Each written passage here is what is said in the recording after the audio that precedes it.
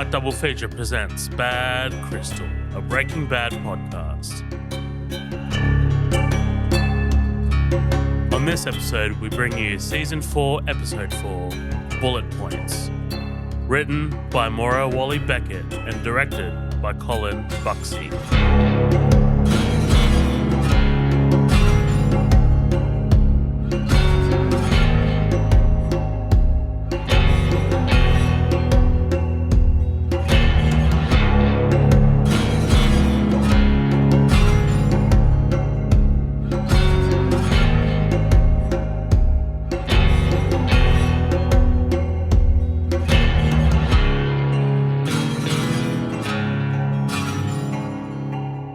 Ladies and gentlemen, welcome back to another episode of Bad Crystal, a Breaking Bad podcast. I'm here with my main man, Colin, as always. Colin, what's happening, baby? Hey, what's up? Nothing. I'm getting a sharp knife ready to cut the tip of my ear off. What are you doing? Yeah, pretty much about the same. I'm about to, just walk back into my house and throw a bunch of money at some hobos. But, I'm glad that we both got our priorities straight, Yeah.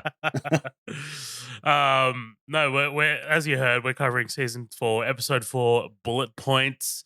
Thank you so much for listening to the show. Thank you so much for returning. If you are a returning listener, if you're listening to us for the first time, hello, hey, how you going? We're going to go through this episode of Breaking Bad sequentially. We're going to chat about it. We're going to talk about the major character developments, whether there's any story developments. I don't really know why I'm doing this sort of intro at episode 4, but why not? Colin's obviously never seen the show, so he's just kind of seeing most of this for the first time. He knows the big parts, the big swings. If you're not already, give us a follow on our socials, Facebook, Instagram, Twitter, and now TikTok. I have my mug out there on TikTok now, so you can just go and check my face out. I don't really know how well that's going, but is what it is. It's just another way for us to reach people, I guess. So yeah, each of those handles are variations of Midnight Double Feature. So we've got the After Party, which is our main group. On Facebook, it's 3 words, the After Party, and then you can go to Instagram at Midnight Double Feature, Twitter MDF Pod, and then TikTok is at Midnight Double Feature. Oh, nice. We actually got the name. That's good. Yeah. I'm glad some person in Siberia didn't steal our shit, but here we go. We didn't trademark it with the UN, so not everyone across the world is like, Elon Musk just bought it. Damn it. Damn it. At least we got some money out of it. At least we get some cheddar. All right, here we go. Well, actually, what's it going to give us money for? Fucking his failing Tesla stock? I was going to say, yeah, he's just going to shoot us both in the back of the head. Capital. I know. All right. So turning to the episode, I think that this is quite a big episode in terms of plot progression. We learn more about Hank's assistance with the APD. What he's kind of looking at in relation to the Gale murder. Skyler's trying to further solidify her lie. Walter panics when he finds out that Hank might have something, and Jesse kind of dives deeper into the abyss. I think there's a lot going on in this episode, especially considering how patient this episode is. It's a bit more sort of let's linger on this scene with just Skyler and Walt rehearsing over and over this story that they're going to tell Marie and Hank. But despite that long scene, and despite another couple long scenes, there is quite a lot of let's move things forward in this episode, and I really appreciate that. Colin, tell me about what you thought of this episode, Bullet Points. I liked it. I liked it pretty good. It's definitely a bit of a slow burn, but it's one of those where it's the tide comes out and the tide comes in, and I feel like now the tide is starting to come in, because now the fact that we hear Hank say Heisenberg to Walt's face is oh man, it's kind of it's that game of hot, cold, hot, and I'm sure Walter's feeling very fucking warm right about now. But I liked it all. There's an incredibly iconic scene in this episode with the whole, WW. I wonder what that means. Yeah. And then Walt throws up his hands and he's like, huh, you got me. Yeah. I mean, like Oh that's my god. incredibly iconic. You see that everywhere now. Like I'm sure that's a moment from the show that you would have seen out of context Sure. before. Sure. I've seen like bits and pieces of that scene before. And part of me also like I know Hank doesn't have like a shit ton of information to go off of so far, but yeah, it is pretty embarrassing for Hank that like yeah, your brother-in-law is a meth empire kingpin and it's right under your nose. And the funny thing is like I didn't know how the show was going to do this whole thing of like is it going to be like a Three's Company thing where they always have to hide this thing from the landlord like or is it like how are they going to keep this hidden from Hank? And then for him, I mean, God, he's been shot since season end of season 2. Yeah, about mid to end season 2 Yeah, is when he was attacked by the twins. it's Yeah. because that was something that again for the viewers, I know like broad strokes of this show, but I've never actually sat down and watched it, and that's part of the fun of the show is I only watch it one episode at a time, so I don't know what is going to happen next week. I have no idea. But the one of the things that really had me kind of scratching my head was how are they going to keep Hank like at bay for so long? And I was like, there's got to be some kind of like speed bumps or something that he hits that derails him. And then him getting shot was one of those. It's like, okay, yeah, okay, that explains a lot. Um, but I enjoyed this episode a lot. It's really funny seeing oh god, what is Skyler? Sorry, I forgot his wife's name. Um, seeing Skyler the way that she is I don't know.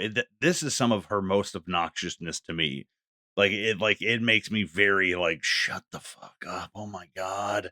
And I it's the and there's people that compare Skyler to Carmela Soprano a lot, that this is somebody who receives a lot of like the benefits of what's going on, but doesn't really have any skin in the game.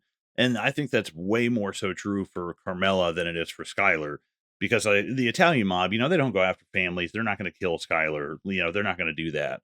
But I mean, these cartels and shit, hell yeah, they will. They'll cut her fucking head off to like send a message. So it's like she has a lot more skin in the game than I even think she realized. She doesn't really know what these people are capable of. Like she's shocked when Walt gets beat up, and I'm like, dude, like we just saw a guy get his throat slashed open with a box cutter. So like you have no idea the lengths that these people will go to. So like I try to take that in consideration, but there's just something about the fact that I think Walt, not to jump too far ahead, but when she's grilling Walt on the script, um, I think that obviously a lot of that is his pride, but he's justifiably mad because there's really nothing in there that makes her look bad. There's nothing like she has concocted the story that like there's absolutely nothing. Basically, we're gonna dump everything on Walt and make him look incompetent and make him look stupid. And another. I can't remember when this happened, season 3, when she basically threw Walt under the bus with the whole like fugue state thing and made him just seem like a total idiot. And part of me goes, you know what? That's genius, though. Like nobody expects the fool to be the guy who is the ringleader, so why don't you just use that cover? But at the same time, he's also, it's like, how could he be such a fool, but then this incredible chemist and this incredibly intelligent guy?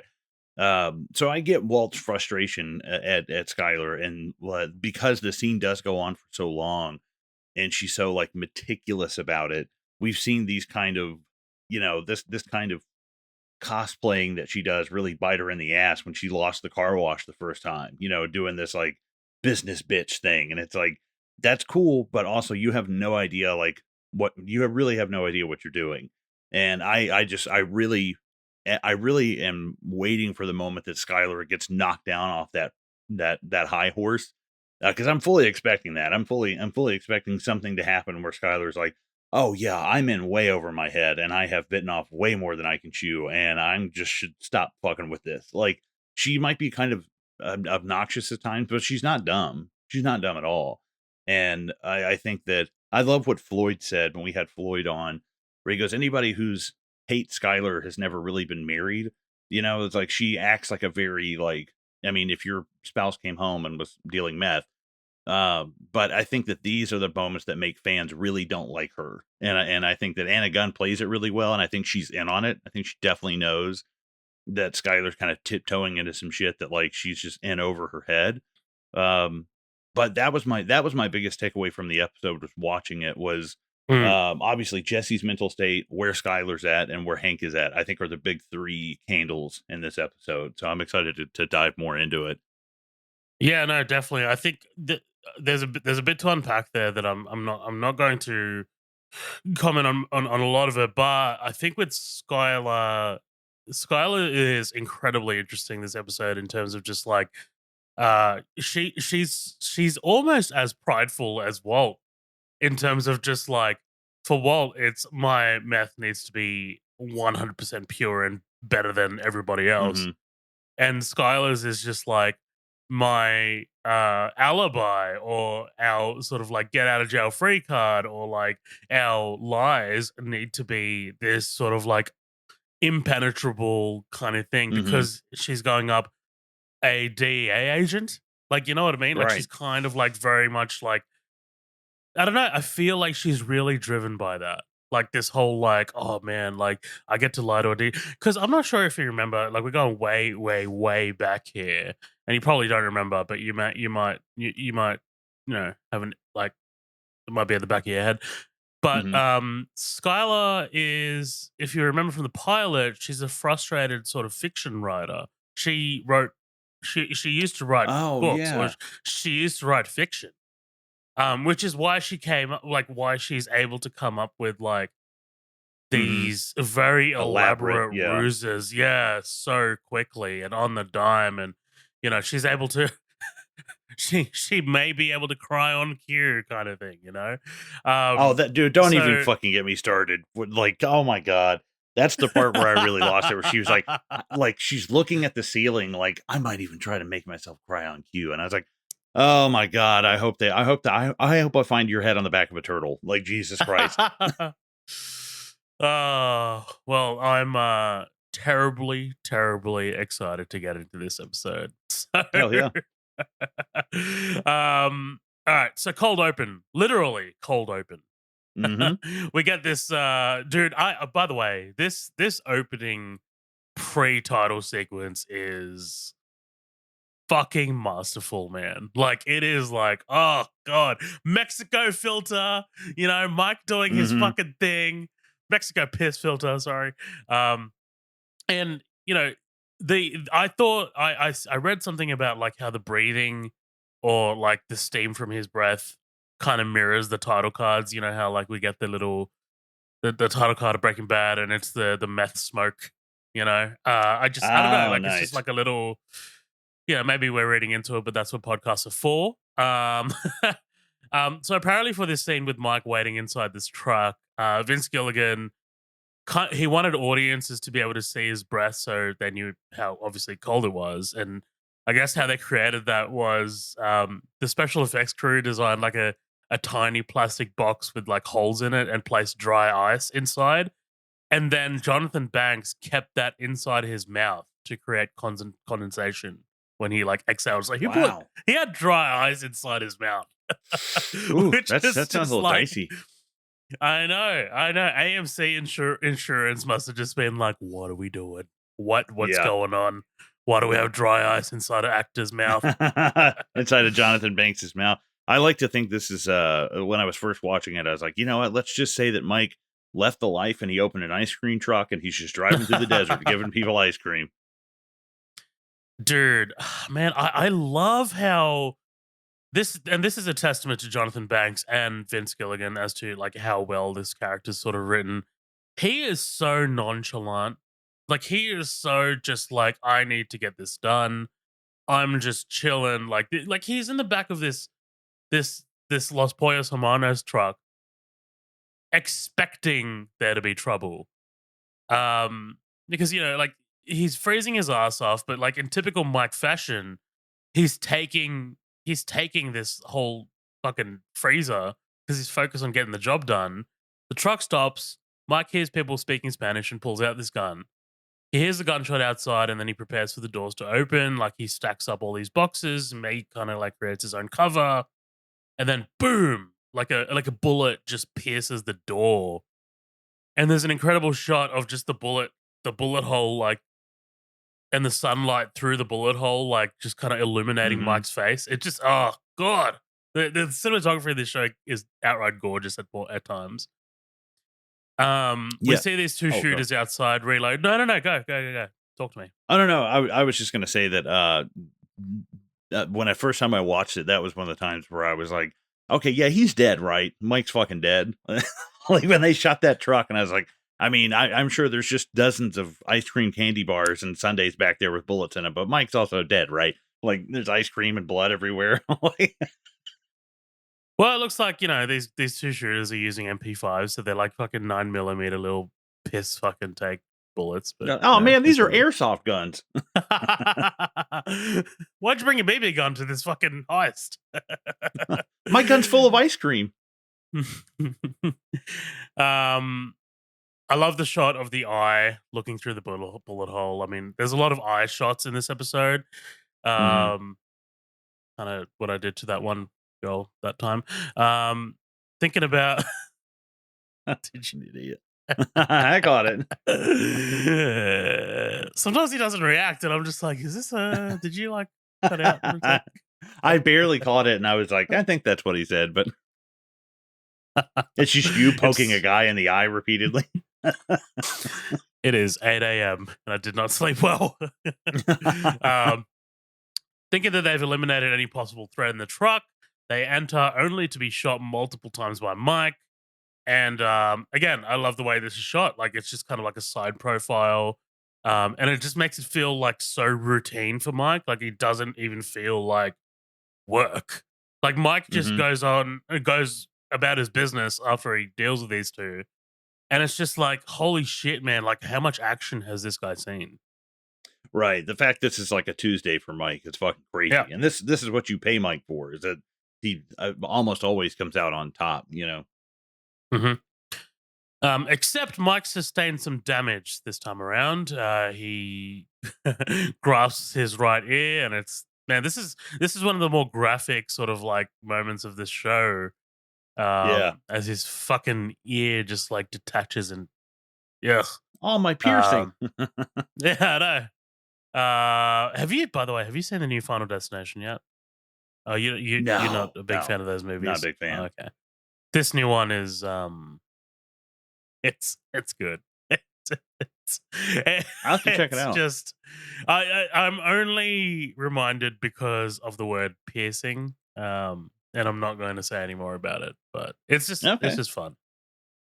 But Mike actually shows some pain here, like he winces, which is like, oh, the most you're ever going to get out of Mike. Mhm. Fucking Terminator. All right, I know. Title card. Skylar lies awake at night, deep in thought at 3 a.m. She then jots something down on a notebook and tries to go back to sleep. In the morning, we see that she's trying to further develop the gambling excuse. Walt and Skylar attend to Gamblers Anonymous. Walt closes his eyes as he's listening to this dude tell his story, and like Skylar just kind of gives him a bit of a nudge. It's very clear that like Walt thinks that he's above this, and Oh, yeah. this is not important. Um, whereas to Skylar, it's the most important aspect of this entire enterprise. It's some Fight Um, Club shit, man. yeah, That's some Marla Singer, Tyler Durden Fight Club shit. yeah. What is it? There I was in between his breasts, and I Oh, felt yeah. asleep for the first time. Yeah, I need to watch Rest that in movie peace, again. That's Meatloaf. great. Yeah.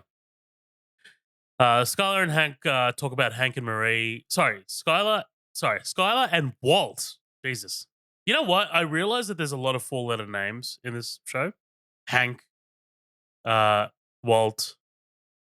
Well, Jesse Mike, is close. Mike, yeah, exactly.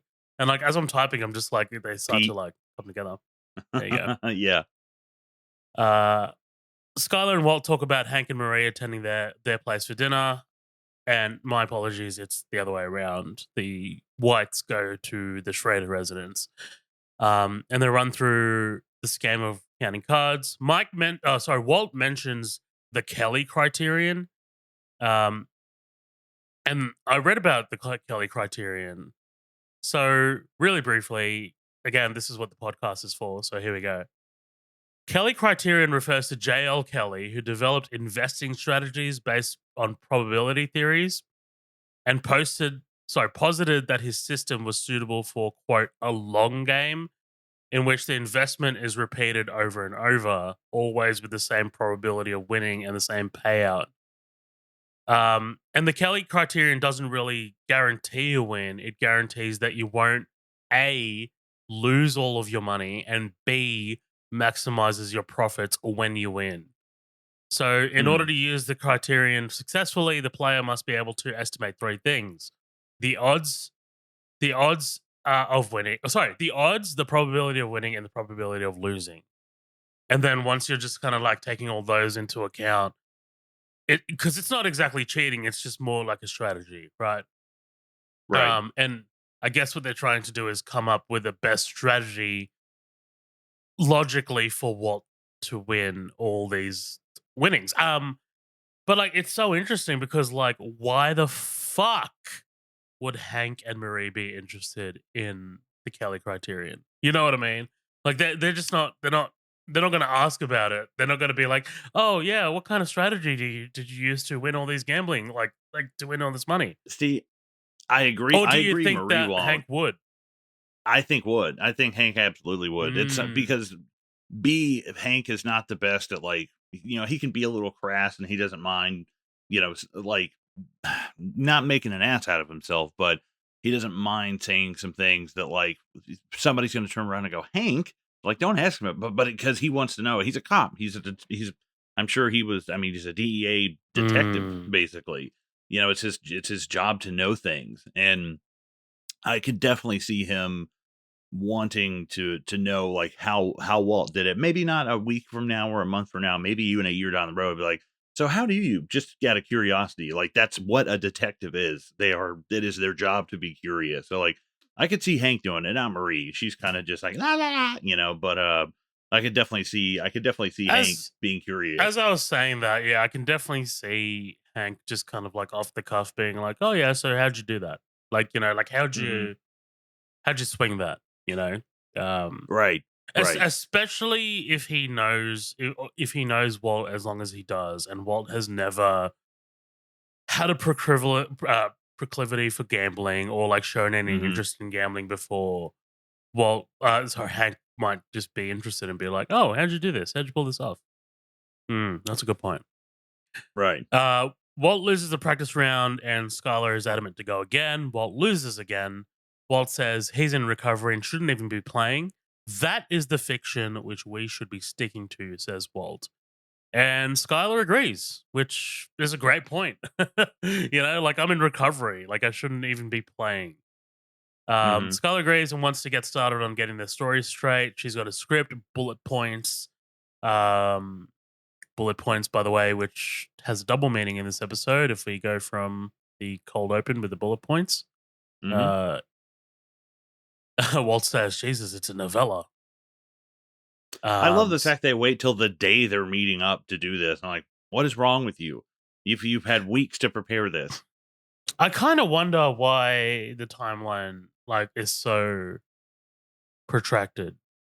Hmm. Like I kind of wonder, like, do they just not want to sit on it, or is Skylar feeling more and more guilty for paying Marie's bills or Hank's bills? Right. Yeah, something there. Like, what's the catalyst? What's the thing that's making, where's the donkey and the carrot? Like, Hmm. why are we chasing this? There's definitely something that's like that. There's something that's driving Skylar to speed this up, and maybe it's the acquisition of the car wash. Maybe Yeah, it's that makes sense. feeling more guilty about Marie paying Marie's sorry Hank's car. Fuck, sorry, it's early. Hank's medical bills. Um, they need to practice. They need to be word perfect, completely believable, and they need to be sympathetic. Skylar is adamant that Marie has not told Hank about the therapy bills and who's paying them. Um, Appearing to come clean will be the best thing for everyone, she says.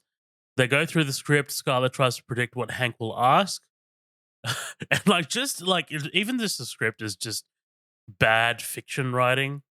Oh Like God. she's it's a doozy. Hold on to your hats. Is Oh my God. Like Yep. that was one of the hardest. This was some of the hardest parts for me to watch, where it's like it's what somebody thinks like this life is like, you know what I mean? Like it's like people that write crime movies who have never actually committed crime, where it's just like put all the money in the bag, Sam. Like it's like, oh my god, dude, that is not hello feller hello fellow criminals. Can I buy some drugs? You know, like Jesus Christ. It actually reminds me of and this is obviously a reference to some of our favorite people, but the early days of LSG, when they covered sorry, when they covered the Star Wars episodes. I think it's Hmm. episodes one to three. Sorry, my apologies. Ugh, anyway, and they were talking about how George Lucas, is an idea guy, but his script writing is terrible. Yeah. And that's kind of what Skylar is doing. I mean, like, her ideas are pretty fucking good. Like, in terms of just like, we need them to be sympathetic for our plight, to our plight. But her dialogue is just excruciating. This is like Padme Hmm. Amidala shit. You know, this is like, Yeah. Anakin, hold me like you did on Naboo when there was Hmm. nothing but our love. That's what that is. You know?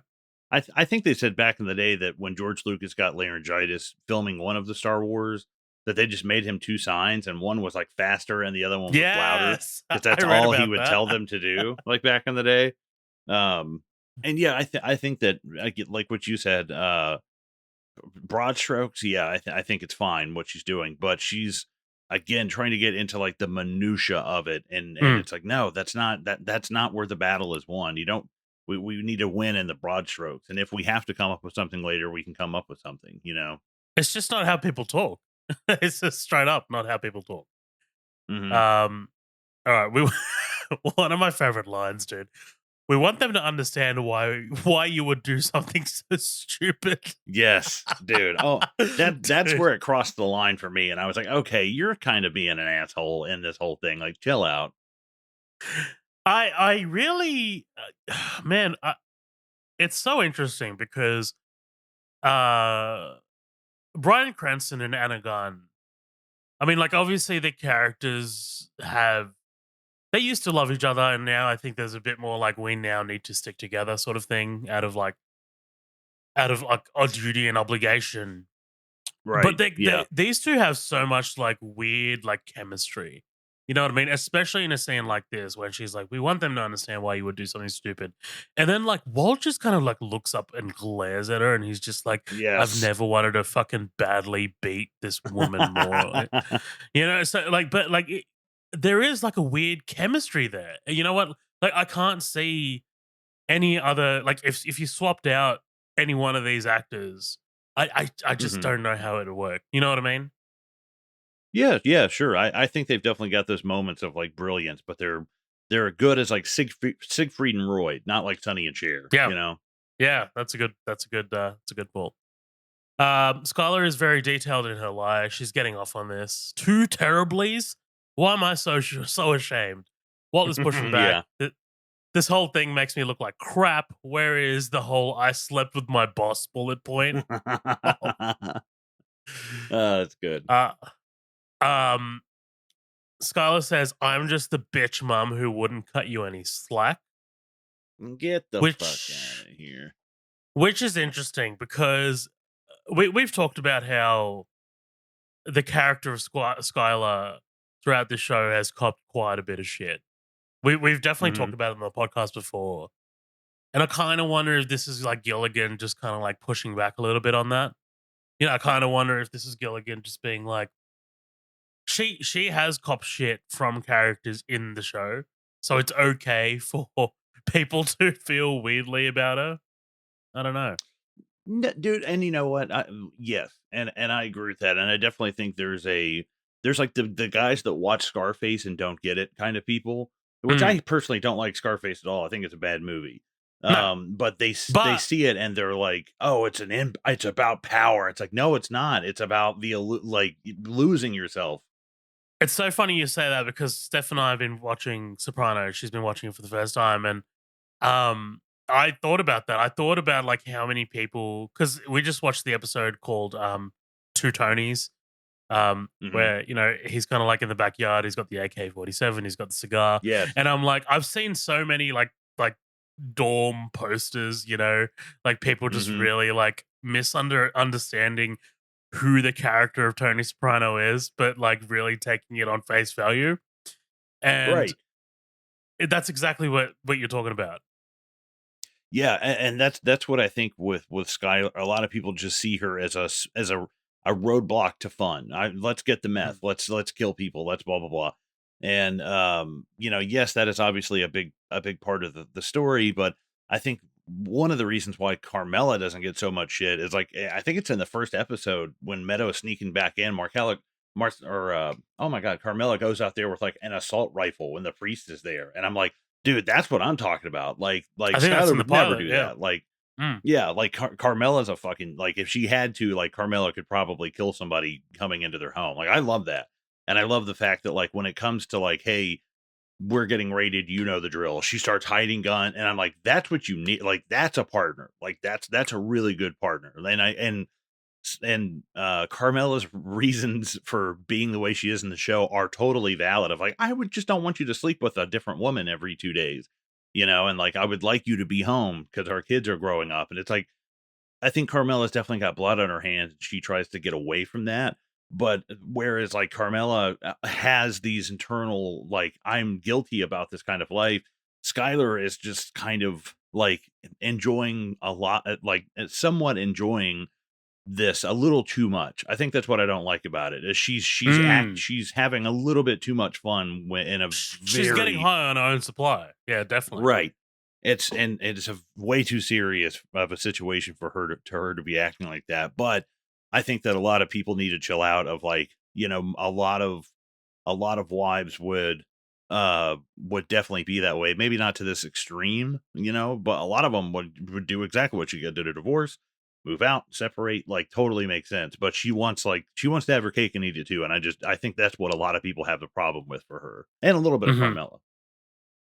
Yeah, yeah, no, definitely. And it's just one of those things of like Walt is presented as the lead, Tony's presented as the lead, and in both Mhm. of these shows, like Carmela and Skylar are somewhat semi foils to the lead. Like, you know what I mean? They're just Sources of like, conflict for sure. Yeah. yeah, they're there to stand in their way. Um, by the way, this thing of ours, a Sopranos podcast, is coming hot on the heels of this show once we're wrapped Mhm. up. So we're excited. Excited. Excited. Very stoked. Maybe lying doesn't come as easily to me as it does to you. Hard cut to the Whites ringing the doorbell on the Schrader residence. Hank, Hank being Hank. Is that actual food I'm smelling? Aunt Marie is cute, but she can burn water. Jesus Christ. Oh, I thought he said, "Hey, this kid is cute, but she could burn water." And I was like, I don't know what that means. I'm just gonna go right past it. Ah, I didn't have subtitles on. All right, makes a lot more sense Holly's now. trying to cook water, just Yeah. boiling water. I was like, is she a Satan baby? I don't understand. um, Walt Jr. calls it his rock collection. He's like, it's actually a mineral collection. Jesus Christ, the Can't minerals, let it Marie. go. Can't let it go. Walt goes to wheel Hank, but Hank says that he's got it. Just another little. It's a very, very quick moment in the episode, but we Mhm. need to preserve our characters' integrities. Like Hank is very proud.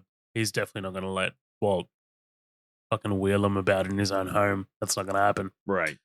Right. And then I got Walt single handedly makes Hank less interested in the minerals when he launches into his chemistry teacher mode. Like, Mhm. it just softens his boner.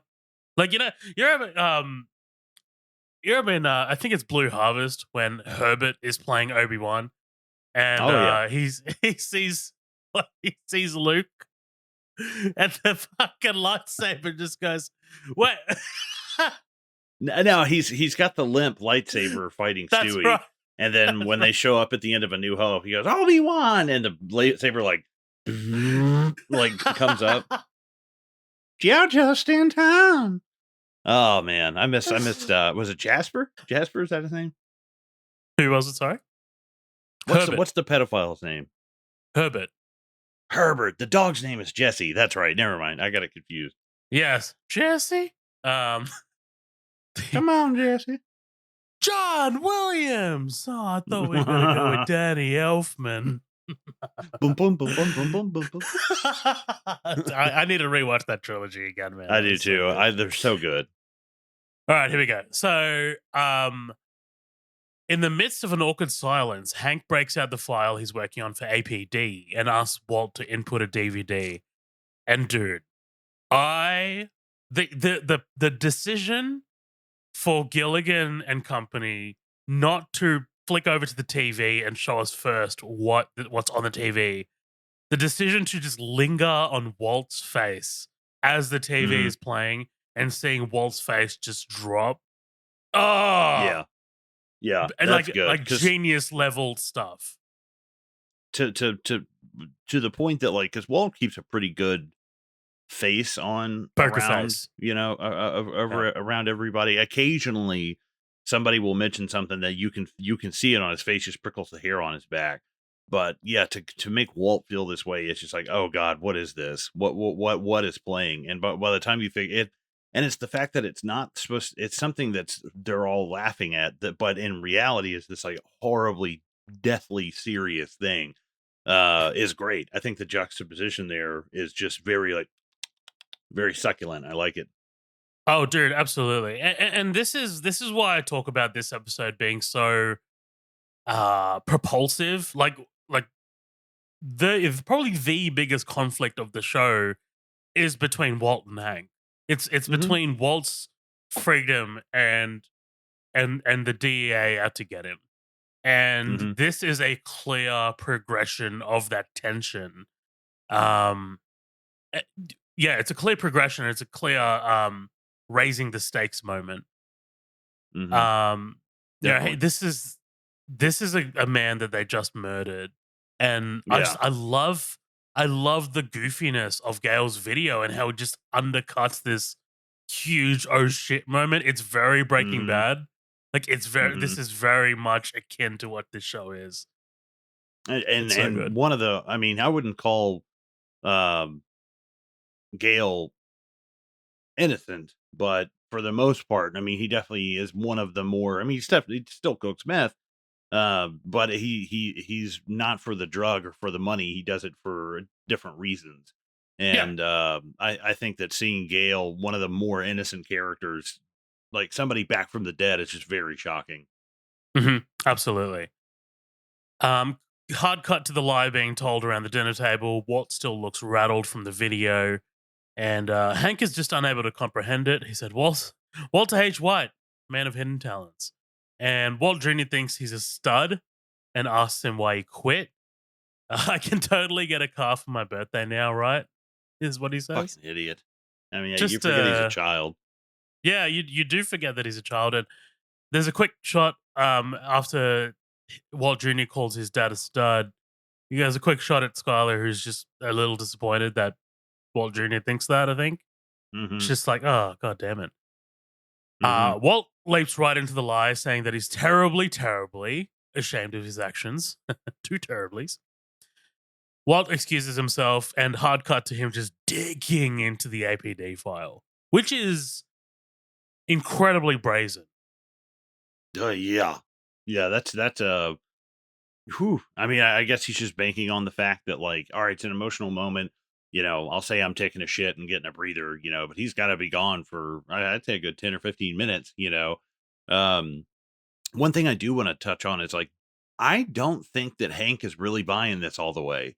I don't feel that way. Oh, I think that Dean Norris Dean is definitely Norris. playing it in a very, like, the eyebrow is raised kind of way. I definitely get the feeling from him because, he might be kind of abrasive and can be a little bit of a like a moron in like social settings, but Hank is a smart character who smells bullshit when stuff doesn't add up. He's a cop. I mean, he's right on the border dealing with drugs coming across into America, dealing with a lot of these like cartels and stuff. And I don't feel like Hank is really swallowing this story all the way. I think he's gone, okay, all right, that's what your story is. Well, I'll find out. Like I feel like Hank is definitely gets a you're walking and you're like, did I step in dog shit? Like I feel like he's definitely got a whiff of like dog shit on his face. It's like, I don't know about that. That's weird. That's so interesting. I'm glad you have a viewpoint on this because, like, if you combine the moment that they tell the lie around the table, in addition to the way that Hank approaches the WW moment with Walt, Hmm. just the way just the way that, like, the inflection of how he says, "What do you think that means?" Like, you know what I mean? Like, it's just so, like, Hmm. I don't know. Like, you get a sense that he's sussing him out. Because all he has to do is follow Walt to work one day, or follow Walt going over to Jesse's, or follow Walt going over to Sam's, and he's got it, Mhm. or Saul's, and he's got Yeah. it. And it's like Walt's not that cautious about this stuff. Anybody could No. follow you for a week and figure out what's going on. Probably much to Skyler's chagrin, to be honest. Hmm. um, where are we? Where are we? Where are we? So Walt finds the lab notes, all of the plans for the super lab, and he's interrupted by Hank, who calls out for him.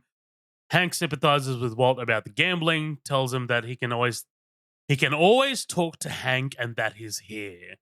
He's not going anywhere, right? Like, I mean, like, this is tying into exactly what you just said. If you do think that Hank is suspecting him, here's Hank somewhat giving him an out.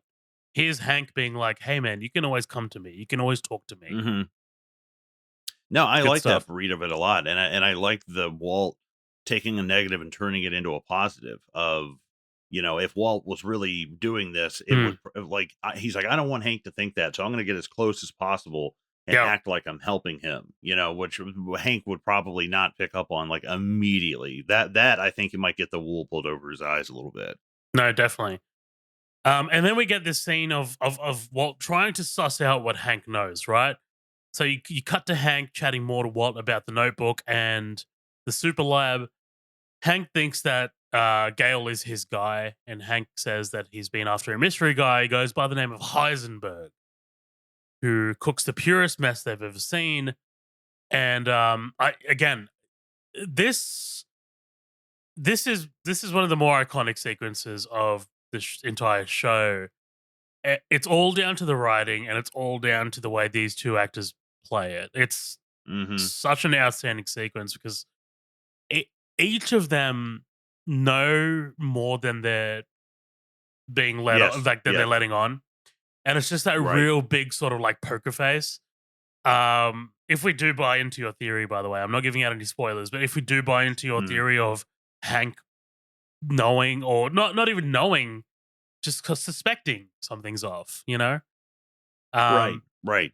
And I think one of the biggest things of a detective is, I would rather look into it and be wrong than be wrong and I didn't look into it. That's the yep, biggest thing of that a detective has is time and just interest and curiosity. And like I've loved this scene because it's the closest now to the now we're like hot, hot, hot, hot, hot, hot, hot, like we're right on top of the fire. hmm And it's the closest the whole show we've ever gotten to it. So like yeah. it's definitely like a like your butthole fuckers like real good. Well, Hank also deploys another key tactic that all detectives need to have, and that's you only show your cards when you are certain that you have a full deck or you have a good hand. Hmm. Sorry, you know. Right. Hmm. Um.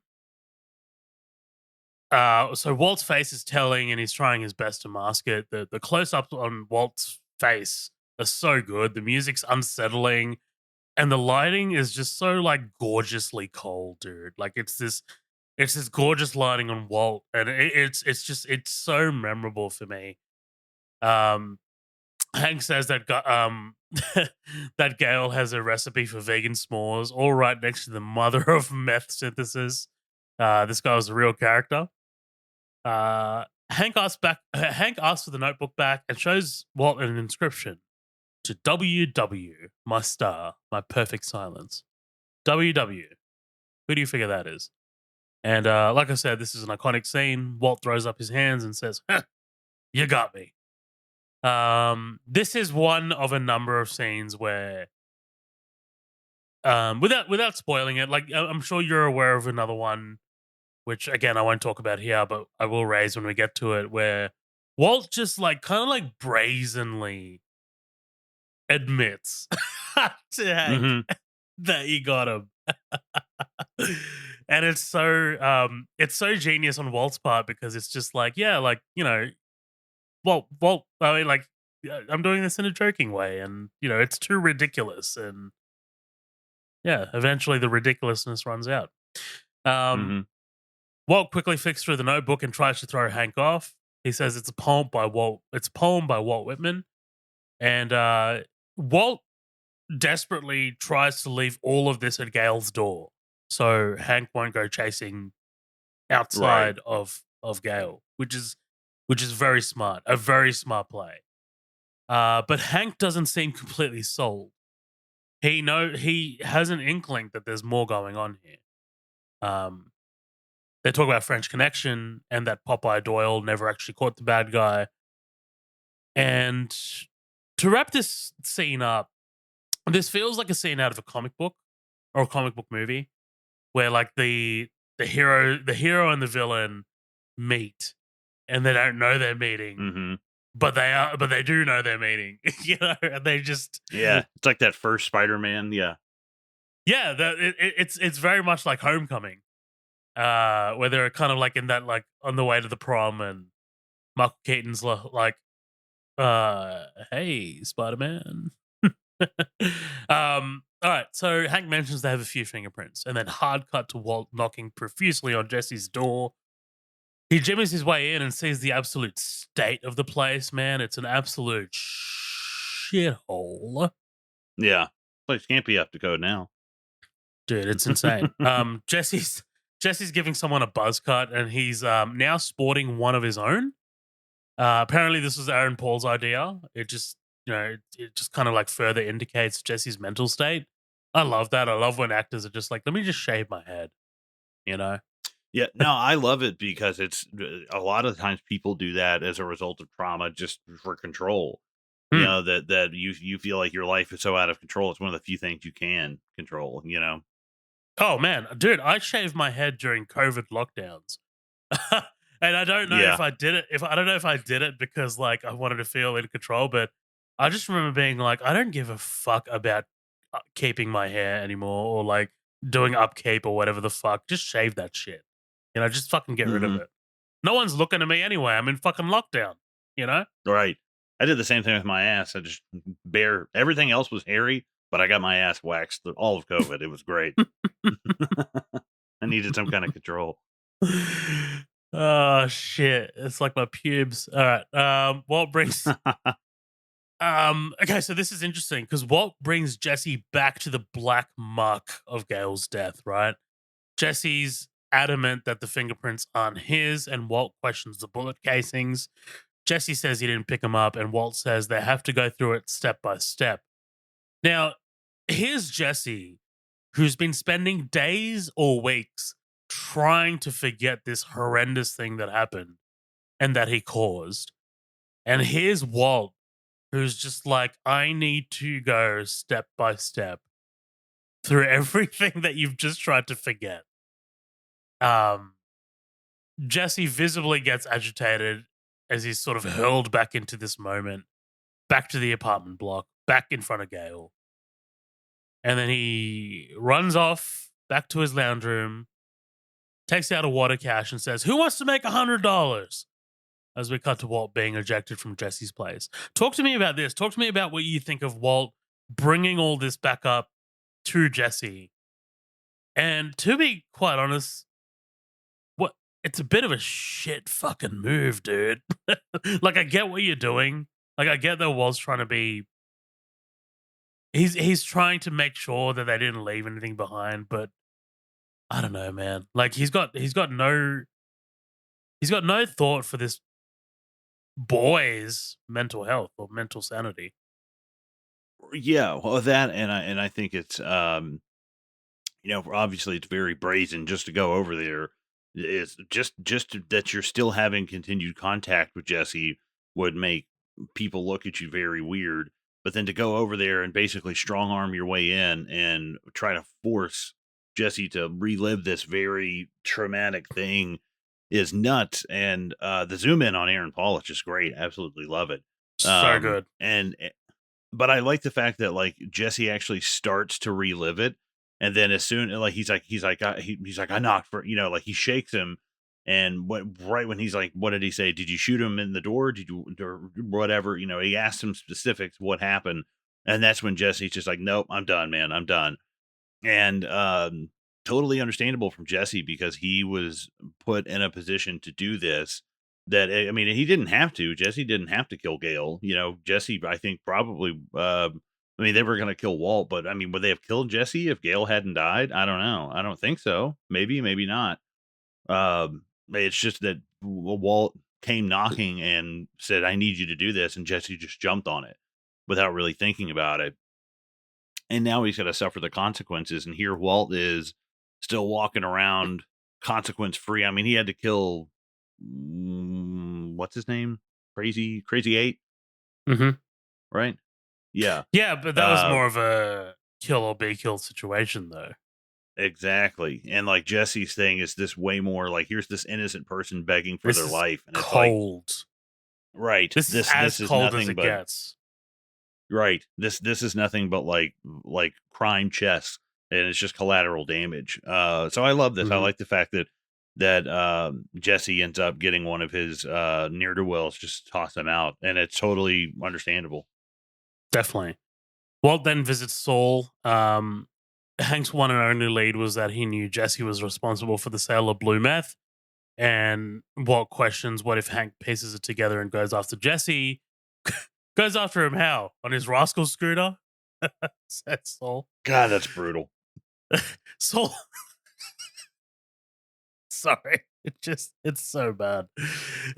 Saul says he'll sue Hank if he goes after Jesse, thinking that Hank is hopefully smart enough to stay away from him given his history with Jesse, which is a great point by Saul. Hmm.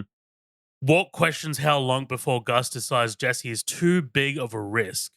And Walt is paranoid. Walt just keeps coming up with like different things to throw at Saul and Jesse. Like, what if Gus decides to kill Jesse? Like, holy shit, dude. Relax. Like, this is Yeah. exactly how Gale died in the first place because you guys, or just Walt. And again, we don't know whether Walt and Jesse would have like died at Gus's hands, but you guys killed Gale because Walt overthought or postulated or hypothesized, and this is what gets people killed. Right. Yeah. That and it's not that it's not that I disagree where Walt's head is, but it's the fact that he's dug Hmm. himself into these situations and he's basically wrestling with the consequences of his actions, and he's doing he's doing worse by trying to do more, Mhm. like, Yeah. but I mean something does obviously need to be done about Jesse 100%. I definitely agree with that, but I think he's just more so grappling with the consequences of his actions. I think the way that Jesse's trauma is dealt with is quite perfect in this show, and we'll get to it when we get to it. It actually starts at the end of this episode, um, because it's not Walt who helps with Jesse's trauma; it's Hmm. Gus and Mike, Right. which is super interesting. But um, yeah. So when did this stop being a business? Why am I the only person capable of behaving in a professional manner? Says Walt. Everyone is in danger. How can I protect anyone? My family, Jesse, myself. Saul says, my name never comes up with those guys, does it? um, Walt thinks the car wash is stupid. We are committed. How did everything get so screwed up? And Saul says, yeah, you do have a little shit creek action happening. And he suggests buying a paddle. Saul suggests if Walt needs to protect himself, he knows, quote, a disappearer for a substantial fee. Someone who sets him up with a whole new life, new identity, off the grid, and nobody will be able to ever trace him. This is an end game move, and there's no coming back. Now, obviously, Hmm. keep this in mind. This does become a factor. The disappearer. I like referring to it as a coyote. Um, but is what it is. Walt declines the offer to take the card, and Saul says Pinkman is first up in the imminent demise department. Yeah, God, Uh, it's just such a callous way to put it. yeah, no, and it's so cold by Saul, I think. And Jesse No, I wakes up, agree. Yeah. gets dressed, turns the music back on. Wake up, bitches! And dude, this fucking guy in the lounge room is just fucking yapping. Like, holy shut the fuck up. Like, I just woke up off my bender, and here you are talking about some bullshit. So Jesse goes Well, over and to him and he's like, make sure there's pizza when I get back. well, that and you're badgering at a guy that has multiple face tattoos, and it's like that's not the person that I would be talking to at the No. party. Jesse goes to get the dude some money, and there's a naked woman passed out on his bed, which tells me that Jesse's been banging these wild people, which tells me Ugh. that Jesse's probably carrying something. Yeah, I mean, yeah, very lucky if he's not. Oh, God. Jesse comes back and gives him his money, but someone else was watching. Just love that little pan over to that guy who Oh noticed that yeah, Jesse. dude, when those bills get whipped out, and he's like, and his eyes lock on. I was like, He's got I the knew this was papers gonna going, happen. dude. He's like, oh, hello. We're at the super lab very briefly. The camera watches Jesse and Walt work, and it gets Walt's attention. Walt notices it's only following Jesse around. Jesse comes back to his place, and it's pumping as expected, except there's pizza now. Jesse brings home free samples for the crowd. He throws them up in the air. He picks up this one random chick who's about to imbibe, and takes her to her room. Takes her to his room, and then he notices, dude. Okay, so this was really strangely heartbreaking because he walks over to his drawer where the bag of cash was, and he notices it's missing, and he does absolutely nothing about it. And this is how you Right. know. This is how you know that he's broken. This is how you know that he's just like whatever. It's what is it, $78,000, which Mike mentions lately. So later. Yeah. So Yeah. Jesse's just noticed that he's missing $78,000, and he's just like, "Fuck it, I'm just gonna play Xbox. I'll make that money back. I don't give a fuck. It's just money." Yeah. Well, I mean, and depending on what he gets paid from Gus, which is, I mean, God, what, hundreds of thousands of dollars a year. Yeah.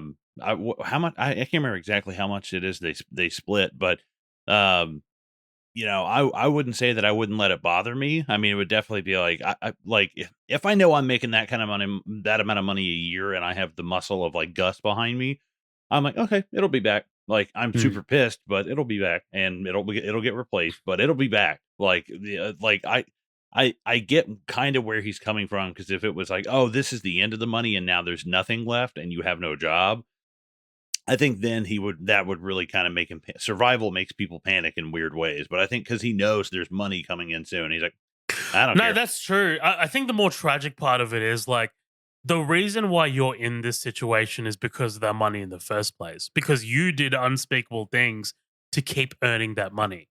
Sure, you did it to Right. probably save your own life, but the fact of the matter is, you got into this business to make money in the first place. And I think that's just really the really tragic part of it is like this kid has ruined his life. He's murdered someone in Right. cold blood for this money, and like the money goes Alienated disappear. his Like it just, family. Like, yeah. yeah, exactly. The money goes walkabout, and he doesn't give a fuck. Yeah. Right. The next morning, Jesse wakes to find Mike standing over him and telling him to get downstairs. I invited your guests to leave, says Mike. There's a dude tied and blindfolded on the floor. Mike says that he stole Jesse's money. That's $78,000. Look familiar, says Mike. Jesse thanks Mike and Tyrus and proceeds back to his room. He says he doesn't care about Mike killing the guy. Is this the part where I'm supposed to beg you not to do it? You're on thin ice, you little shithead. And Jesse calls Mike's bluff because he went through the trouble of putting a blindfold on the guy. Yeah. I love that, because it's like all this pomp and circumstance and flair is what throws off people like White or like Walter. And but with Jesse, like Jesse is just so numb to all of that he's like, he's like, I'm not looking at the the firework only does a little bit of bang. I'm not looking at the big mortar going up because that's not the problem here. Like, yeah, I bet you he's seeing that is one thing about crazy trauma like that is just how clear sometimes it does make you see things, and sometimes it takes a very shocking thing to make you kind of wake up to that reality. It's so funny because as I was writing these notes, and I'm just like, I wrote that when Jesse says, "Is this the part where I'm supposed to beg you not to do it?" I wrote in my notes, man, like Jesse is so far gone, he doesn't give a shit about anyone's life anymore. But I backspaced it Hmm. because I totally forgot that he kind of called Mike's bluff here. Like I was Right. just like, oh yeah, he really did. There's a He safety fucking net. yeah. Mike meets with Gus. He says the ear is mending, and Mike tells Gus about Jesse. He says he's a risk, a liability, and suggests that something has to be done, and Walter won't like it. I love that Mike always refers to Walt as Walter. just, uh, just Hmm. again, another nice little Mike sort of characteristic. At the super lab, Walt's just finishing up a cook. He's pissed because Jesse hasn't shown up. Walt drives to Jesse's place, angry and leaving voicemails. He bangs on Jesse's door, unable to find him, opens the back gate, which is absolutely trash, the backyard. Back door is a no go. He says, "You are a piece of work."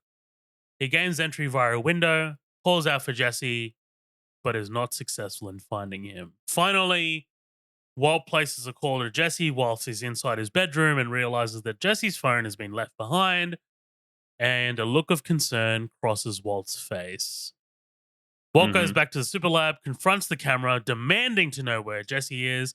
And in the coda for this episode of the show, we cut to Jesse and Mike on a road trip. Jesse hasn't even asked Mike where they're going.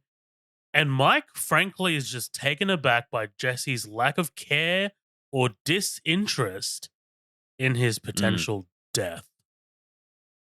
Yeah. Well, I think it's interesting to see, yeah, that Mike is kind of like taken aback by that because in this line of work, he's probably like walked so many people to death, before, Mm-hmm. and he's done this 1,000 times, and very, I'm sure he stumbled across somebody in this mental state before, but because Mike is such a professional, like he's probably doesn't have to deal with like a lot of people who are in this kind of scenario, but I think it's interesting though. Like I feel like Walt kind of likes Jesse. Like why would he go and get his money back and do all this stuff? Like because Gus goes, well, what can I do for you? Like I don't Mike, think Gus told Mike to go you, get that. Do I? you said you think that Walt just kind of likes Jesse. You mean Mike, right?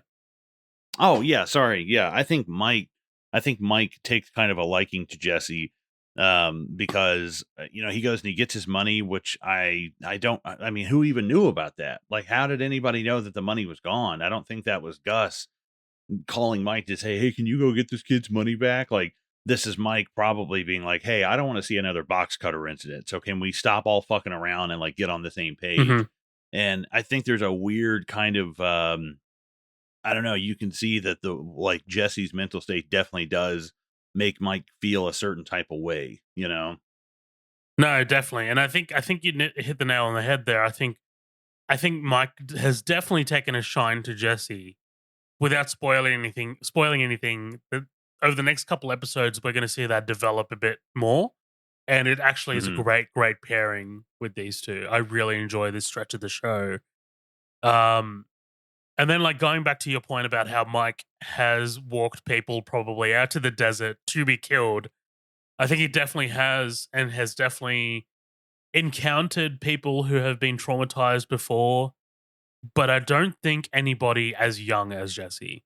I don't think Right. he's come across anybody as young as Jesse to be so disillusioned and disinterested in his potential death. And it really kind of like shatters Mike a little bit, or shakes him rather. Yeah. Because how old is Jesse here? Like 22? Yeah, I think he's supposed to be playing a bit younger than he actually is. Sure. Yeah, I'd say about 20, yeah, definitely early 20s. Not older than 25, I'd Right. say. Yeah. Yeah, I was gonna say maybe 23 at the most. Hmm. But yeah, man, that's episode 4 of season 4, bullet points. Wow, this was a jam packed one. So yeah, I really enjoyed this conversation. Hope you guys too. Colin, what did you think? I like this a lot. I think that we had a really good episode about it, and I think that there's definitely a lot of meat on the bone to have been talked about between Jesse and Skyler and Walt. I think there was a lot of really good meat on the bone for, especially after last week paying so much attention to Marie and the whole shoplifting thing. I think is a really interesting. It's an interesting change of pace. And how many episodes do we have left in this season? So there's 13 episodes this season. We're on 4. And we're on what, number 4? We just finished 4. Yep. Okay, gotcha. So we still got a Mhm. ways to go. So I'm excited to see how the season, because it's what we got, what, 9 more episodes and then one season and then that's it, right? Yep, that's it. That's Um, crazy. So yeah, we we're will slowly winding down. probably we'll probably talk about El Camino. I can see us doing that. Sure. Yeah. Whether we cover Better Call Saul, it might be after. I mean, we can probably have that conversation after we're done with Sopranos, but hmm we'll see. I mean, yeah, I would love to cover that. Yeah, But no, I think it's a great episode. I had a lot of fun. I was excited to jump into this one. absolutely. I think in terms of the season, we're definitely in sort of like a little bit of a lull, just in terms of escalation. Like things are slowly, we're moving our pawns on the chessboard. We're getting our pieces in Right.